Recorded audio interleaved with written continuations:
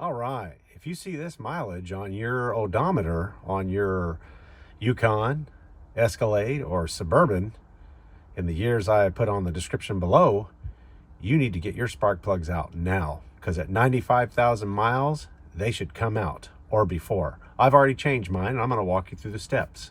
And here we go. Okay, the first things you need to do is you got to go to a place or get it online, some spark plugs. And I recommend AC Delco, because they're recommended for this car and they came with this car, and that's what I put in this car. Okay, you're going to need the spark plugs, you're going to need the spark plug wires, and if you want to use the old ones, I wouldn't do it because it's such a tedious job. It's best to just replace them, and then you don't have to worry about them for another 95,000 miles. Okay, you also need some Q-tips. You're going to need some silicone grease. Okay, and they come with silicone grease in the spark plugs here, but I use a super lube. All right, but that's your decision. You pick that out. But I'm going to show you how to apply it on the actual plugs itself. Okay, some people just love to gob that stuff on, and that's not the way you do it. Okay, so let's move on here. You're going to need a 4-inch extender, 3/8 extender, and this is actually in length from top to bottom is actually 5 inches, but it's a 4-inch extender. Then you're going to need to find one of these. These are real hard to find, and my neighbor used to love to borrow this sucker and never return it, and I'd have to go and get it. It's called a 1-inch extender, but it's actually from top to bottom 2 inches. Okay, 3/8, and a 3/8 ratchet, or you have a 3/8 breaker bar, or what I do is I make my own. I go down to Lowe's and I get myself a piece of pipe. Well, my neighbors borrow this every time and they don't return it, and I don't ever get it back. I go make a new one. Okay, and I just go get a big long piece of pipe and I cut it to about 16 inches or 2. It depends on what you want to do. I use about 16 inches. It works good for me. You put it on the end there and it helps you break it loose, because these things get stuck in there good. Now, the reason, also a spark plug socket, that's going to be 5/8. You're going to need it for this spark plug here. Okay, these are the spark plugs that came out. These are iridium plugs. Okay, they last a long time. They're great, but look at the gap on that sucker, man. Okay, can y'all see that gap on there? That is way huge. Okay, and the reason why they want you to replace these is this ground element here on the top, or ground electrical part. It's called, because it's hooked up to the body, it's ground. Okay, this will break off into your block, and if you're exceeding 95,000 miles, you're risking the chance of that falling off every time you drive. Okay, I changed mine at 91,000. Okay, and as soon as I read that write-up, and I'll try to find the link again. I found the write-up and I was finding why they panicking about getting these plugs out by 95,000 miles. They say this ground element, or electrode, ground electrode on the tip here falls off into the block, and that's not cool. But the truck runs a lot better now since I've done this change, and I'm going to show you some little intricacies that why you need this 1-inch extender here. You're going to need it because it's really hard to get in there on this side of the block. It's called the passenger side, or the right side if you're sitting in the cab, and it's down in there, and I'm going to point it out, and you need to get the boots off, and I'm going to tell you how to get the boots off, and I'm going to tell you how to lubricate your boots in just a second here. Okay, the first thing you're going to have to do when you get into the engine bay here is you're going to have to take off the wire set, which is right here, the wires that go to the plugs down in here. Okay, down in there, down in there, down back there, and down back there. Now, the 1-inch is going to have to be used on this one back here. The 1-inch extender socket is going to be used on this one. You can get away with using the longer 4 or 5-inch. It's 4-inch, but it's 5 inches long. Use it on this one and this one. This is the best side. This is the happy side, okay? You're going to enjoy this side, but the other side is a bear, okay? But anyway, you're going to take these boots off, not ripping them off, but you're going to take them and turn them left and right till you can get them to the point where they're actually moving with your hand, okay?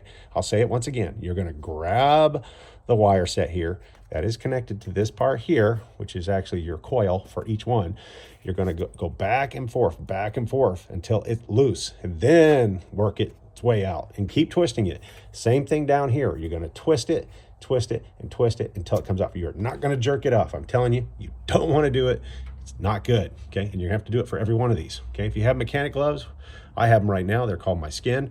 But if you can get mechanic gloves, I would get them, because you're going to get your knuckles banged up in this sucker. It's flat out going to happen.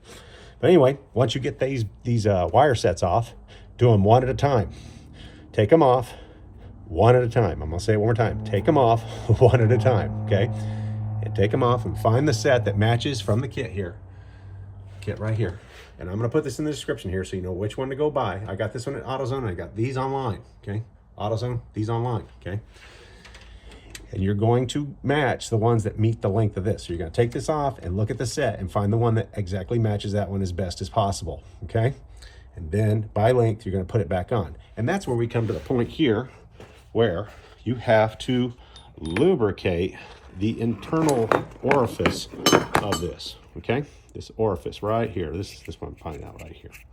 That right there, okay? You are not going to slap a whole bunch of silicone all over the tip of this and all over this. You are going to foul up your plugs or cause less electricity to get to this point right here, okay?